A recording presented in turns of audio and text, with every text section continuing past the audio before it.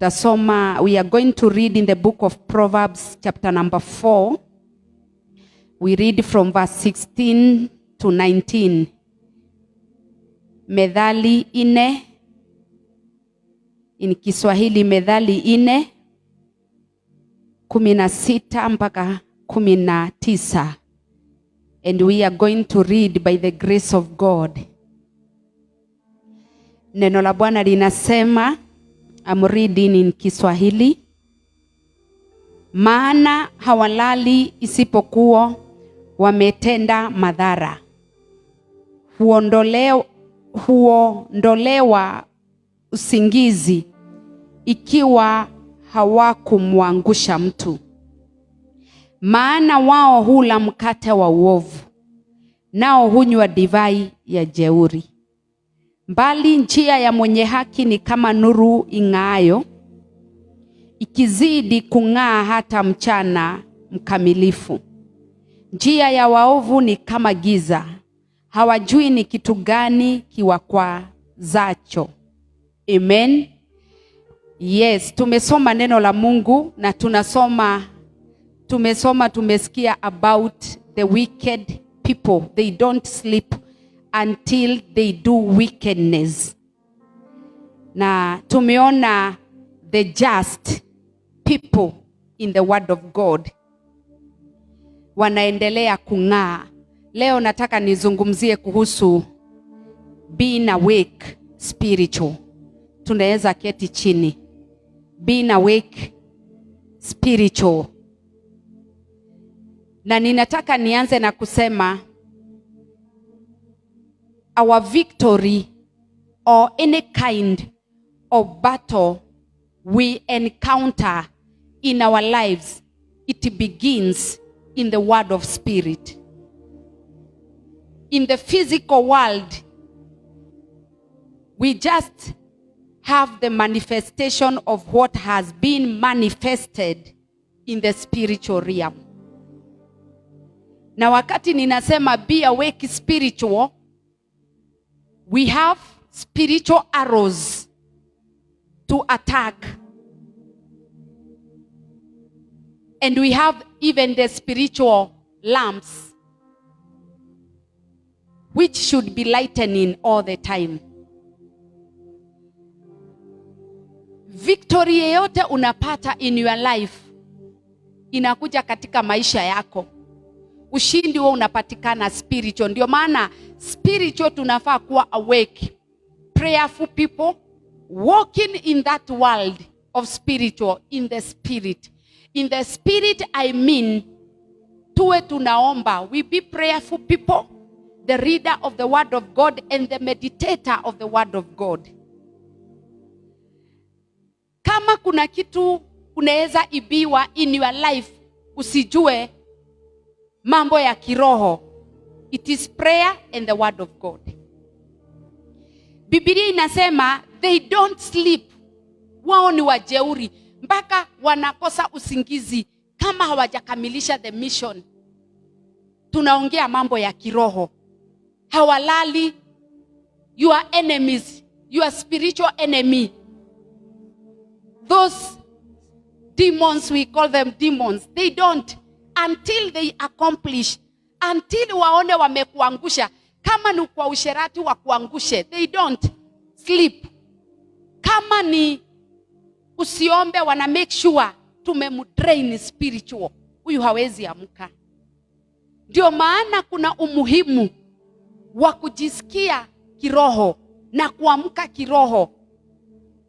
Na kama unasikia uko very weak spiritual, hata wakati hauwezi, unaweza anza na kutafakari neno la Mungu, kutafakari ushindi wa Mungu, kutafakari mipango ya Mungu. Biblia imesema ya kwamba hawalali ati mpaka uovu wao wahakikishe. The enemy will never slumber until aone uovu wake umefanikiwa. Na ujue inafanyika spiritual. Na sisi spiritual tunafaa kuwa na awareness of what the enemy is about to do in our lives. Na tujue ya kwamba We never have a memorandum of understanding with our enemies. Wenye wanataka kukuona you are down. Tumepewa power and authority. We have God. Tumelibeba jina la Mungu. Kuna wakati tunaonanga kama being awakened spiritual kama ni kazi. Si kazi. Ni wewe tu ukuwe na understanding na knowledge ya kujua niliokoka, and the time you got saved you became an enemy of the other world, of the evil. Ujue tu hivyo. Enemy hakimbizani na unrighteous, anakimbizana na righteous. You who claim to know Jesus, he want to steal that Jesus away from you. He want to torment you until you give up.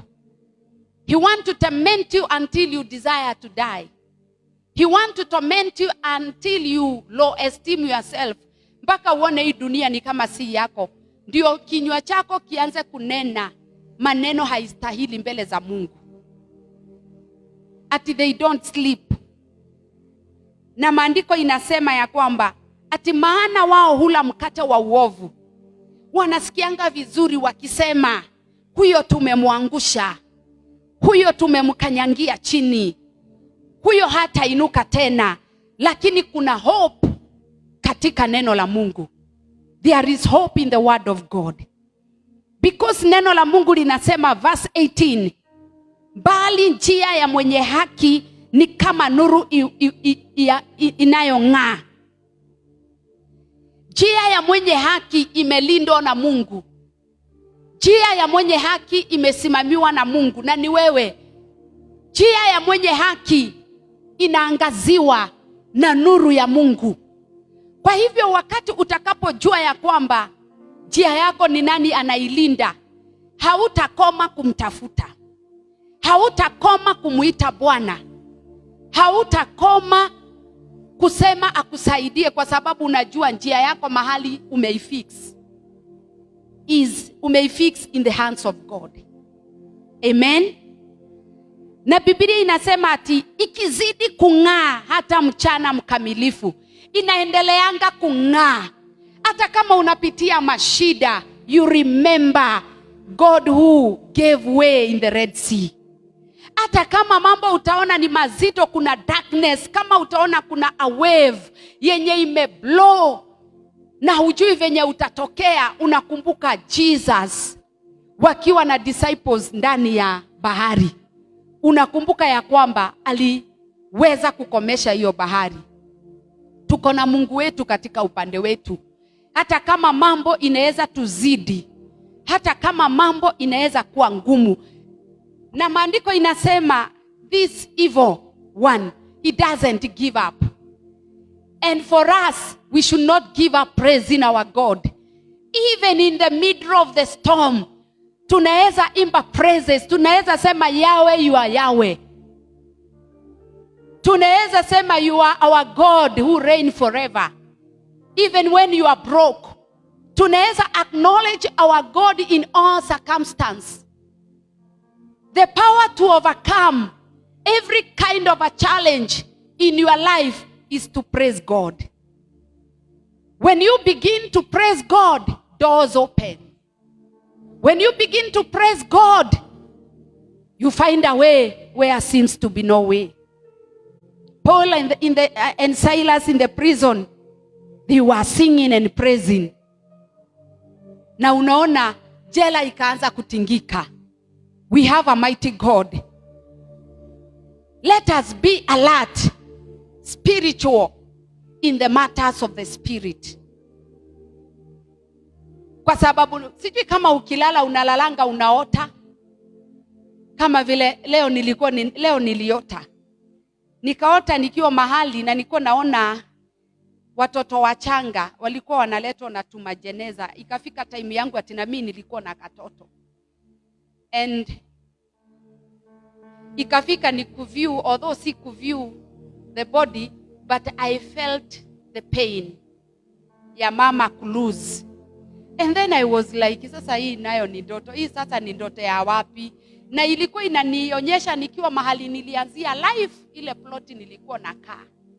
Nikaamka, nikasema si niligraduate huko. Ni nini hii inaendelea? Na Mungu akaanza kunizungumzia.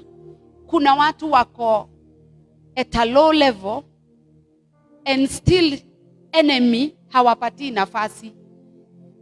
After going through what they are going through, they are still, even they are mourning their children.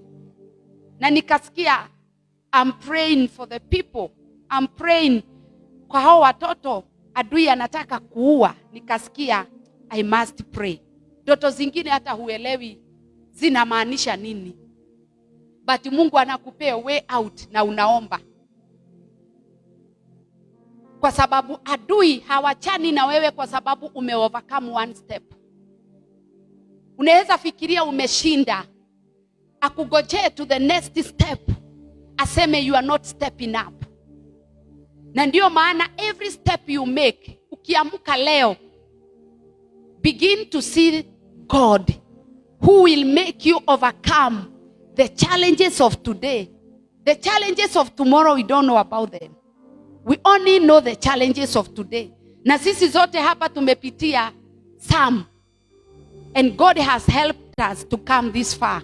We have overcome. Ukibegin tomorrow, inaanza midnight. Na ninajua midnight hakuna mtu hajipinduangi.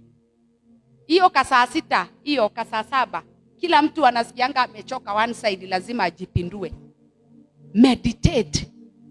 Meditate, umwambie, salimia Holy Spirit, mwambie Holy Spirit, good morning. I believe you have good plans for me. I connect as it is in heaven. And I disconnect any connection from the wicked one. And I loosen myself from any bondage or chain that have been purposed. And I connect to your spirit, Holy Spirit of God. Hiyo ni maombi ya dakika ngapi? Hiyo dakika wezi omba ka usingizi kanataka kushika doria. Kakupeleke, but you have spoken something. You have said something. Because hapa maandiko inasema namna gani? Maana hawalali isipokuwa wametenda madhara. They don't sleep. Hata saa hii ninahubiri, wanasema pastor wahubirie tu. Wanapanga tu evil. Na sisi tunafaa kusimama aje kama jeshi linalojielewa. Jeshi la Bwana linaloelewa vita zetu kuzipigana ni kuwa positive na neno la Mungu. Unakubaliana na vile Mungu anasema ati ya kwamba I am more than a conqueror. I can do it through Christ Jesus who strengthens me. Now let me tell you, there is no time an enemy will give you peace. Hakuna wakati adui atakupatia amani ucheke ufurahie. Kicheko chetu tunakamilishwa na Mungu. Furaha yetu tunakamilishwa na Mungu. To avoid a smile. Iwe ni kulelewa, unalelewa kwa boma yenyu, ama umekuwa kijana sasa unajimudu kimaisha, ama uko single, ama uko katika ndoa, inakuhitaji ukue umeamka kiroho, kwa sababu adui anataka kuchangamkia kila mtu. Na ndio maana tumepewa the manual of the word of God. Ati ya kwamba nikiamka, where do I begin? I begin by awakening my spirit with the word of God. By looking at the word of God. Reading the word of God. Not knowing what is ahead of me. But I know with God, everything is possible. Amen. Tunaamkanga tunaanza our businesses. Hatujui mikosi tutakutana nayo. Because Biblia inasema they don't sleep. What they planned against you, They want to see it accomplished. You can imagine how sorrowful the wicked is. Akiona his target haikufanikiwa juu yako. And he tries ati mpaka halali. It's like he's working the whole day. Na anasema even the whole night we are going to manifest until we bring this person down. Na ndio maana, because we are soldiers and we know what to do. Before you sleep, talk to God. In the middle of the night, talk to God. It can take you second just to tell God, I know you are with me. I know you are my shepherd. I know you are taking care of me. I know your plans are good for me. Ile mipango Mungu ametupangia. Na Biblia inasema hawasinzi mpaka ule ujeuri wao, kwa sababu wao ni jeuri. Unajua maandiko kusema mtu ni jeuri ni kusema ako na akili. Huyo mtu ako na akili. Ako na akili mingi. Tunaweza kuwa hatuna akili mingi za kujua mahali kumewekwa mitego. Lakini tuko na akili ya kujua tuko na Mungu ambaye tukikaa ndani yake atatuepusha kutoka kwa mabaya. Atatuepusha kutoka kwa dhiki. Atatuepusha kutoka kwa maafa. Atatuepusha kutoka kwa maajali. Na huyo ndio tunafaa kutegemea juu ya yale tunaweza kuwa tumepangiwa, kwa sababu hatujui. Tumembeba yeye kwa sababu yeye anaweza akatuvukisha. Yeye anaweza akatupeleka. Yeye anaweza akatusimamisha. Na yeye atasimama ahakikishe. Ndio maana neno lake linasema hata alituma bure. Atahakikisha limefanikiwa, limefaulu na halimrudii bure. Kusudi lake ni sisi tufanikiwe. Na ni vizuri kuwa na mawazo ya Mungu ndani yako, kinyume na yale mawazo shetani ako nayo kwako. Ujue ya kwamba najua kuna adui ambaye hatanipa amani, lakini kuna Mungu. Hata ndani ya manyumba unakutanga mzazi na watoto lazima kukue mafarakano. Ndoa kuna mafarakano. Hata vijana wako na changamoto zao. Unakuta kama ni kazini hakuna amani. Mimi sijui ni kazi gani unaweza fanya the whole day useme umekuwa na siku mzuri sana. Lazima kutakuwa na changamoto inayo kuweka mahali unasikia kweli leo ni nguvu za Mungu zimenifikisha nifike mahali nimefika. Ati hawalali. Ati huondolewa usingizi. Huondolewa usingizi ikiwa hawakumuangusha mtu. Kama hawajakuangusha hawalali. You can imagine every day wanafikiria wewe. Those enemies of your faith. Those enemies who want to challenge you and to make sure you are down. Na sisi tunafaa tuinuke. Ndio maana David alikuwa amejua siri na alikuwa anajitenga, anasimama mahali katika changamoto zake. Anasema Bwana ndiye mchungaji wangu, sitapungukiwa na kitu. Alikuwa anajipiga moyo wake konde katika Bwana. Anasema najua aliyenimwagia mafuta kichwani, wema na fadhili zake zitaniandama, kwa sababu yeye ndiye aliyenichagua. Najua aliyeniita ataandaa meza. He was challenging in the spiritual world. Anasema aliyeniita. Na ndio maana tunapoamka kuomba, we don't pray like beggars. We pray like the people whom God has chosen. Tunaamka unaanza kujitambua who you are. Askari aliyetiwa muhuri wa Mungu. Aliyenunuliwa na damu.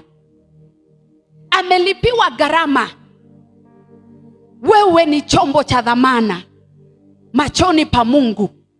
Hata kama dunia adui anayumba akisema tutahakikisha mwisho wake umekoma, kuna Mungu ambaye kusudi lake haliwezi zuilika. Mipango yake lazima itaendelea katika maisha yako. Na siku ya leo nataka tumuone Mungu mwenye uwezo, Mungu ambaye Shadrach, Meshach and Abednego walitambua katika uovu uliokuwa Babeli na katika moto uliowashwa mbele yao. Wakatambua tu Mungu, kwa sababu kushinda vita zako sio vile utajirusha chini ukijiangusha ukijiamsha. Ni kutambua Mungu aliyekuumba na kusema unajua yeye ni mwaminifu katika maisha yako. Danieli anapelekwa kwa tundu la simba, na anasema hata hapo Mungu alituma malaika wake wakafimba. Alienda positive, God I know you are with me. Anaulizwa na Darius, Mungu wako alikuokoa? Kutafika wakati tunaulizwa swali kama hiyo, Mungu wako alikuokoa? Aliniokoa. Sikuwa na lawama, sikuwa na kosa. Alituma malaika mbele akafumba simba midomo, aliniokoa. Shadrach, Meshach and Abednego walionekana ndani ya moto wakiimba, kwa sababu tukishajua the power of our God, kila mtu ajue ya kwamba niko kwa hii dunia kwa kusudi. Kusudi lako kuwa duniani sio ukufe prematurely, ni ufanikiwe katika malengo na mapenzi ya Mungu. Watu walioitwa katika malengo na mapenzi ya Mungu walikuwa na maadui wengi sana, but they accomplished the purpose of God. Na tunafaa Mungu wetu ajulikane ni Mungu. Let us not be coward in the matters of spiritual things. Tuwe watu wameamka na watu wanajua wanayemfuata ni shujaa, the creator of the universe, the founder of the whole world, who knows where the beacon of this whole world are. He is a mighty God. He is a faithful God. Unajua saa ingine tunasikianga shetani na bahari, shetani huko chini ya bahari, but kuna Mungu mkuu. Kuna Mungu aliye na uwezo wa kutenda. Kuna Mungu aliye na uwezo na nguvu ametupatia. Sisi sio watu wa kuchallengewa. We are the one to challenge. We are the one to overcome. We are the one to go to war and to come back with our brothers and our sisters. Wenye walikuwa chained, we have power to unchain them and to bring them back to the kingdom of God. Unachallengewa kidogo na pesa na unasahau ya kwamba unayemfuata he's a God of silver and gold. Hata kama huja catch anything like Peter, the time Jesus appeared akamwambia enda kilindini cha bahari, alipata samaki wengi mpaka akashindwa wao yeye mwenyewe kuwainua. Akaita wavuvi wengine waje wasaidie. Ati ya kwamba kama tutafika mahali tunafeel tuko so broke, alafu tujue ni nani tunayemfuata, tutakapomuita kwa maisha yetu, tumukaribishe kwa maisha yetu na tukue open kwa maisha yetu, atatupatia mpaka tukose mahali pa kuweka. How do we challenge the enemy? By acknowledging the power of our God. Na kukaa ukijua ya kwamba, why was I born anyway? Was I born just to struggle and die poor? No. We were born with a purpose. Mungu anaambia Jeremiah, before you were formed, before you were planned, before.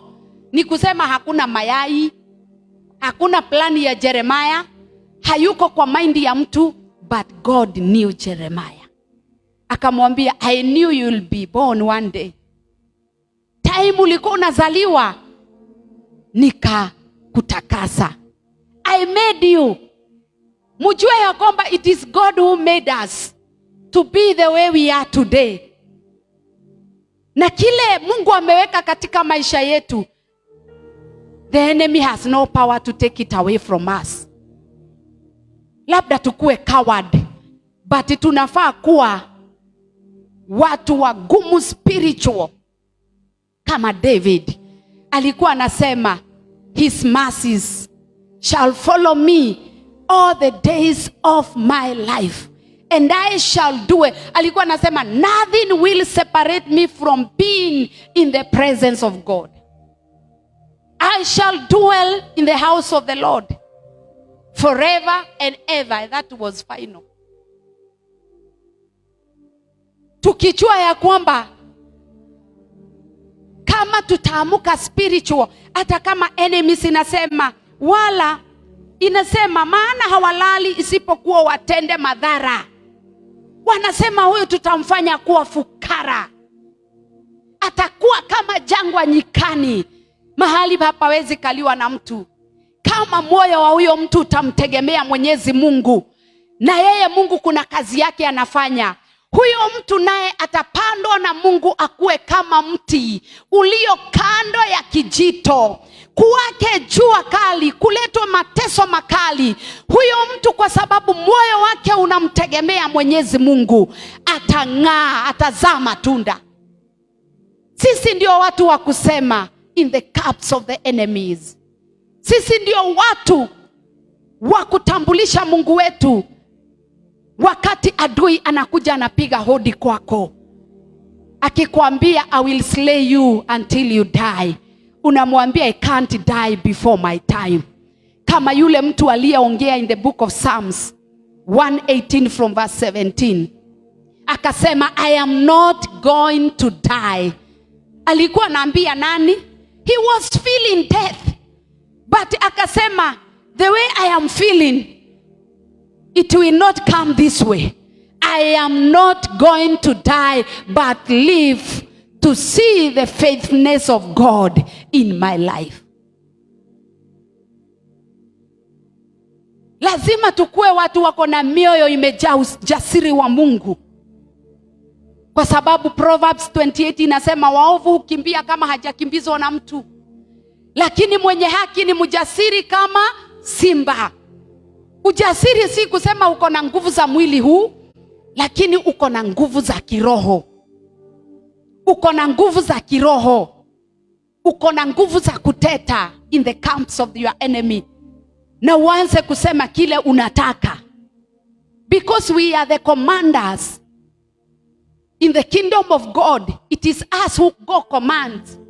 Unaenda una command.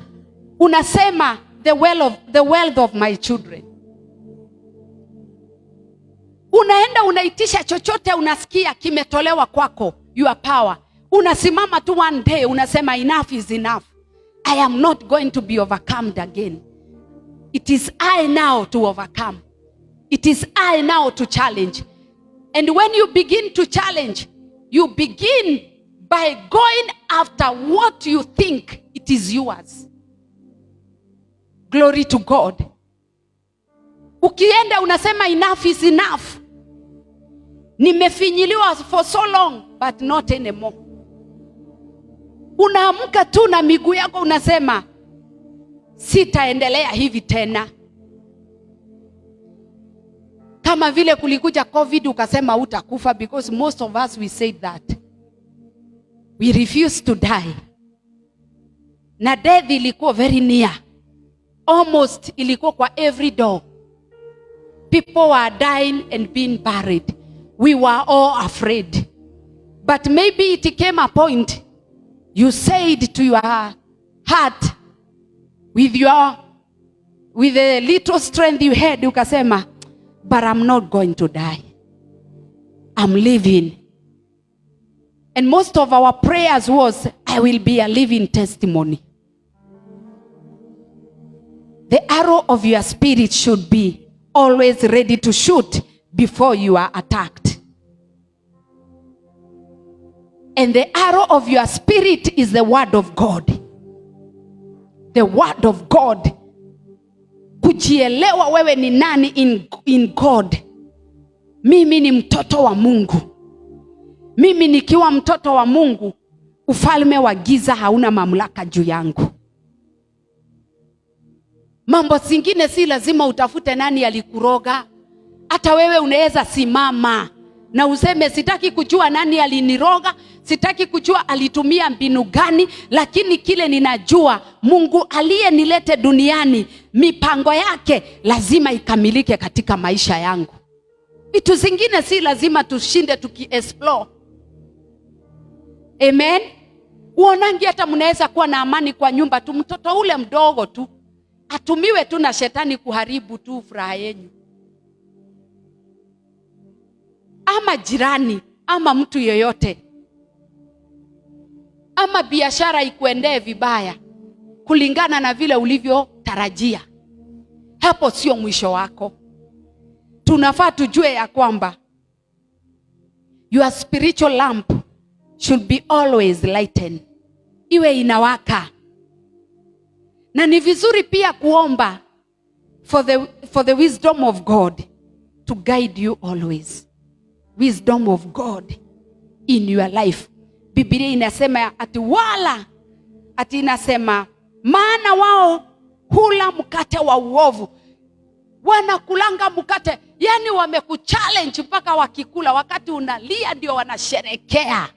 But tuko na uwezo wa kuwafanya wao walie, sisi tusherekee, vile kulifanyika Gosheni.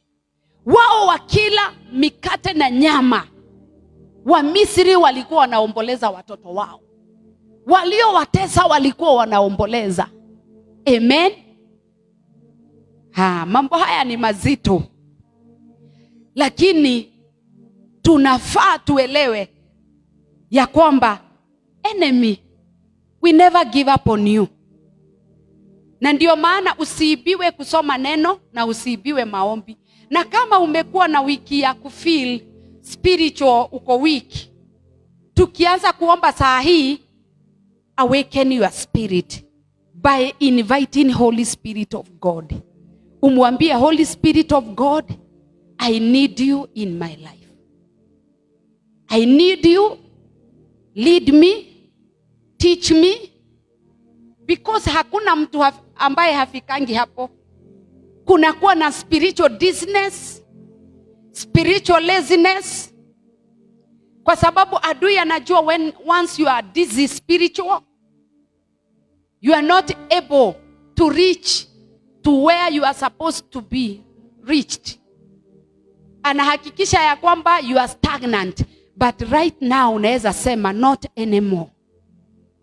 Si neno limesema this person, this wicked one will never slumber until he accomplishes. Huyu ni mtu anakimbizana na wewe, anasema nimemshika kamguu sijashika kamoja, nimeshika kamkono sijashika hiyo ingine nifunge mapengo. Unajua mkono moja hawezi funga, anaweza tu funga moja afungie kwa kimuti, but ni most likely ukienda ikatike. Anataka yote mbili ndio akurewind back. But unaweza sema Holy Spirit of God, all I need this evening, it is you in my life.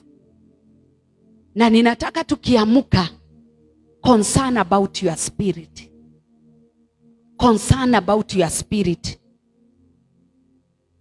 Alafu anasema nao hunywa divai ya jeuri. Imagine how they celebrate. Wakati umeanguka, wanawekania mamvinyo wanakunywa, they celebrate your downfall. Unaweza sema an enemy will not celebrate my downfall. Si anafaa alilie kwa choo? Nasikianga kulilia kwa choo mtu akishindwa. Alilie wapi? Kuzimu kwa choo. Alafu napenda mstari wa 18, mbali njia ya mwenye haki ni kama nuru ing'aayo. Sema njia zako zitang'aa. Sema maisha yako itang'aa. Sema utafanikiwa. Inuka kwa mguu wako. By the grace of God. Sema utang'aa mpaka ukamilishwe.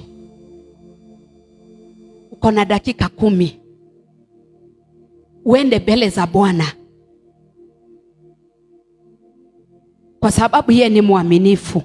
Kama hawalali, kama kuna mahali kwa roho yako pako weak, because that is the target of the enemy, ukue weak. ndio usijiweze kiroho.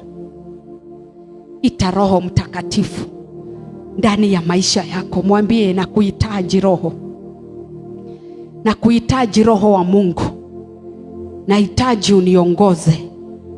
Riba shatabaga rekatabaga santo ba rima santo baga santo. We have a great God.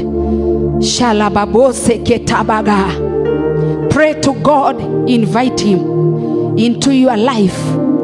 Ripaka santo baga ribaga santa. Mahali umechoshwa, you are not even able to read the word of God, you are not even able to concentrate.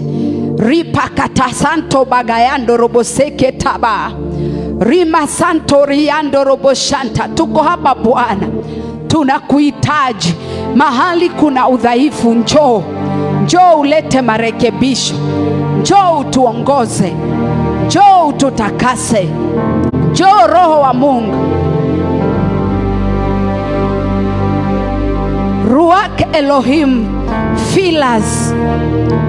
Shalabagosete ba rikata baga santo robosheketa rimaka santori ando roboshanta.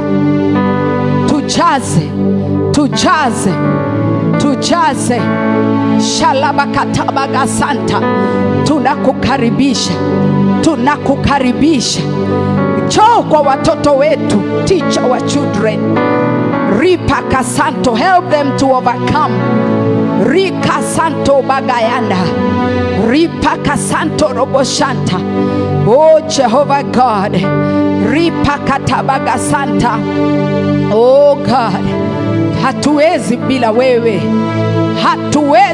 wewe, ripaka santo riarababozai.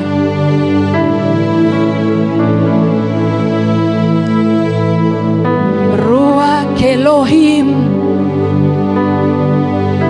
Ruach Elohim, Ruach Elohim, fill us, fill us, fill us, fill us, fill us. Tunakuhitaji Roho wa Bwana, Roho wa Bwana, Roho wa Bwana, Roho wa Bwana, Roho wa Bwana, Roho wa Bwana.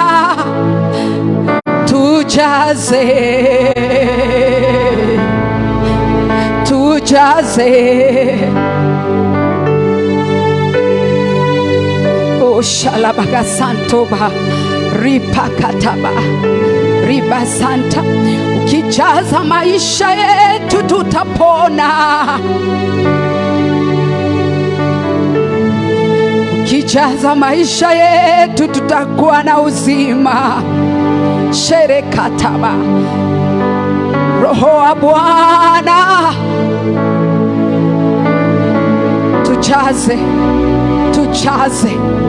tujaze zile pengo unaona zimepungukiwa. Tujaze, tujue kupiga vita. Tujaze, tujue kuliweka neno lako, tuwe na nguvu ya kulihifadhi ndani yetu Bwana. Mahali tumenyang'anywa, rights zetu, tujaze. Mahali tumelegea, tujaze. Mahali tumeshindwa, tujaze Roho wa Bwana. Shalabakatabaga santorobozaya. Jaza watoto wetu, jaza watoto wetu Bwana, jaza ndoa zetu, jaza vijana wote Bwana. Shalakatabaga repakatabaga santoba rima santori arababoseketa re Rekatabaga santo robo shanta. Oh, shalakuta rabasanta. Rima santo robo seketa. Oh, shalabakote garababozai. Tusipaki utupu tena. Oh, tusipiwe tena. Oh, mahali popote adui ameingia na akachukua nafasi, Roho wa Bwana chukua nafasi yako, ututawale sasa. Tawala kanisa lako, tawala maisha yetu, tawala njia zetu, kwa sababu wewe ni Mungu. Umesema njia za mwenye haki ni kama nuru ing'aayo. Oh, shalabaga, ikizidi kung'aa hata mchana mkamilifu. Umeshinda pamoja nasi. Hujatuleta umbali huu Bwana tuwe bure. Umetuleta umbali huu na kusudi. Oh, katika uweponi mwako twaweka imani yetu. Katika uweponi mwako twaweka watoto wetu. Katika uweponi mwako twaweka nia na njia zetu, akili zetu, oh shakatapa, na mioyo yetu na nafsi zetu. Everything that we have, oh God, oh twaweka in your presence, oh God. Shalababo santa rekatabagayanda. Roho wa Mungu, Roho wa Mungu, Roho wa Mungu, komboa wakati wetu. Roho wa Mungu, Roho wa Mungu, tujaze, tujaze, tujaze, tujaze, tujaze. Tuone wema wako, tuone nguvu zako, tuone fadhili zako. Oh, tujaze. Rika santo baga, ripakatabaga santa. Jaza watoto wetu wakujue, wanyenyekee. Fundisha watoto njia zako Bwana.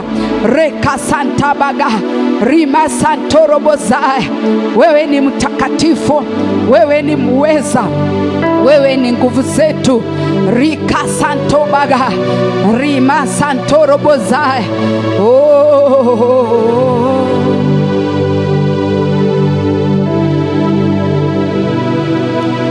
mesema njia za mwenye haki uendelea kung'aa.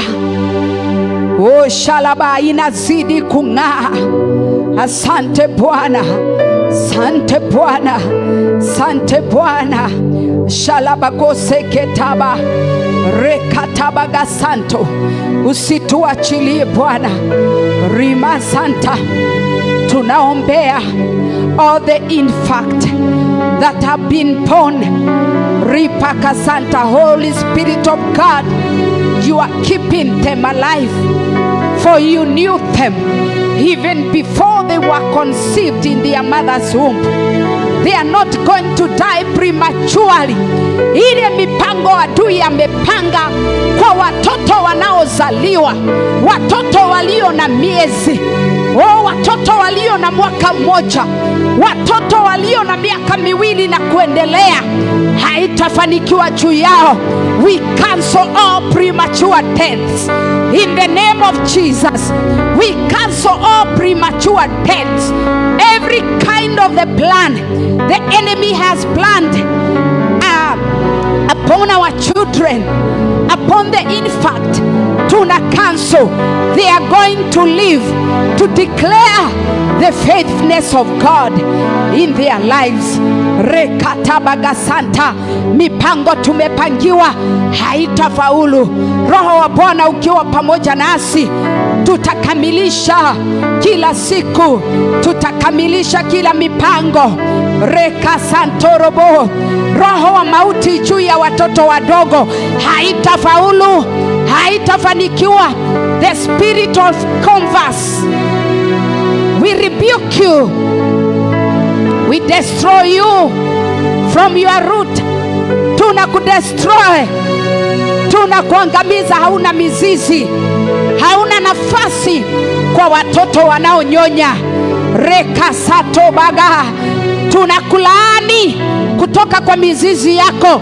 Hautafaulu juu ya watoto, hautafaulu juu ya vijana, hautafaulu kwa wazazi wanakufa wanawacha watoto wao, hautafaulu. Unasema hulali mpaka ufanyi maovu, na sisi tunakulaani, tunasema haitakamilika, kwa sababu Roho wa Bwana ukiwa nasi tutafanikiwa. Roho wa Bwana ukiwa nasi tunainuliwa. Roho wa Bwana ukiwa nasi watoto wetu wako salama. Na kukaribisha Roho wa Bwana katika nchi ya Kenya. Tawala Bwana, walioandikiwa kufa wakaishi, walioandikiwa magonjwa wakapone, walioandikiwa kufukara wakatajirike, walioandikiwa biashara zao zianguke zikasimame, walioandikiwa wasiamke tena kawainue kwa rehema zako, kwa jina la Yesu Kristo.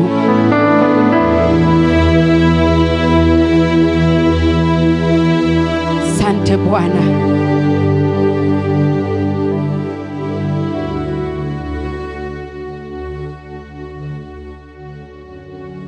Bwana, tunakushukuru kwa kuwa umekuwa mwema. Umeongea nasi jioni ya leo ya kwamba wewe ndiye unayeng'arisha njia ya mwenye haki. Pokea heshima na utukufu. Asante kwa sababu unatupenda. Asante kwa sababu unatujua kwa majina yetu. Asante kwa sababu umeona inahitajika mioyo yetu ikainuliwe mara tena, ili Bwana tusiwe katika usingizi wa kiroho, adui asitawale na asinyakue makao akaifanye yake. Bwana, tuongoze ukitutegulia mitego, ukituhifadhi, ukituongoza. Pokea sifa, pokea utukufu. Twajiweka wakfu mikononi mwako, ukatulinde kutoka mabaya yote.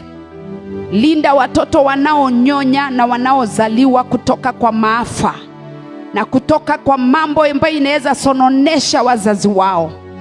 Bwana, tunakataa mauti ya kabla ya wakati.